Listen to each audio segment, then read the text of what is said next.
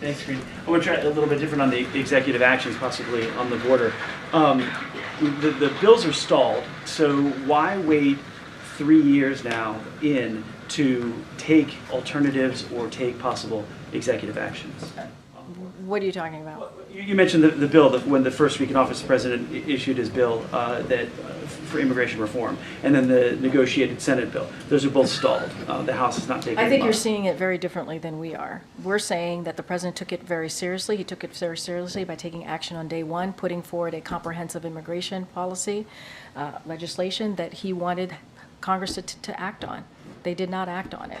We taken actions on our own, and we've been able to secure some funding to deal with what we've seen at the border, but we need more.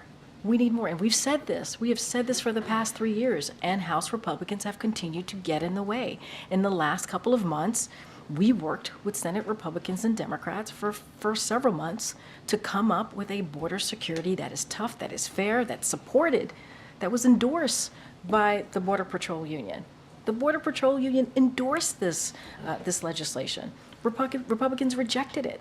So this is something for Republicans in the House to speak to. We've worked with the Senate in a bipartisan way to get this done, to actually deal with an issue that matters to the American people in a bipartisan way. And House Republicans have allowed politics to get in the way. And Speaker Johnson left early. After, if you think about the national security supplemental they had to take out the border security from it because that's what the speaker wanted. That was done out of the Senate. It was passed, and then the speaker went home early and is gone.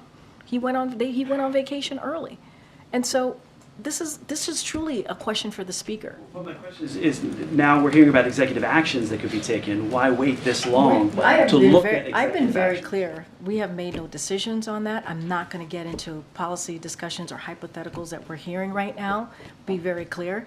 But the focus here should be what happened in the Senate in a bipartisan way that Republicans have rejected. That is the reality that we're in here, Ed. That's the reality. And then one more, if I may. In fiscal year 2023 at the border, there were 24,000 Chinese nationals that had illegally crossed, and 288 were deported. And the National Border Patrol Council president says that the vast majority of them coming across now are military-aged men. What's the level of concern for the White House about these military-aged men? So this continues to be a concern for this administration. So we'll just start there. But speaking specifically to individuals, just in general, who pose a risk to public safety and national security, regardless of nationality, they are detained as they undergo immigration proceedings and are removed. If they do not have a legal basis to remain in the United States, global migration is at the highest since World War II. And that means we work with our international partners to bolster their enforcement capabilities while expanding economic opportunities and lawful pathways. That's what we've been able to do for migrants, deserving of protection, specifically under the President's Los Angeles Declaration for Migration and Protection and America's Partnership for Economic Prosperity. And again, I go back to that bipartisan agreement that came out of the Senate, and that would have been a step forward here. It would have been a piece of legislation that, as I've said, would have been tough, it would have been fair, and it was endorsed by the Border Patrol Union. And Republicans in the House rejected it.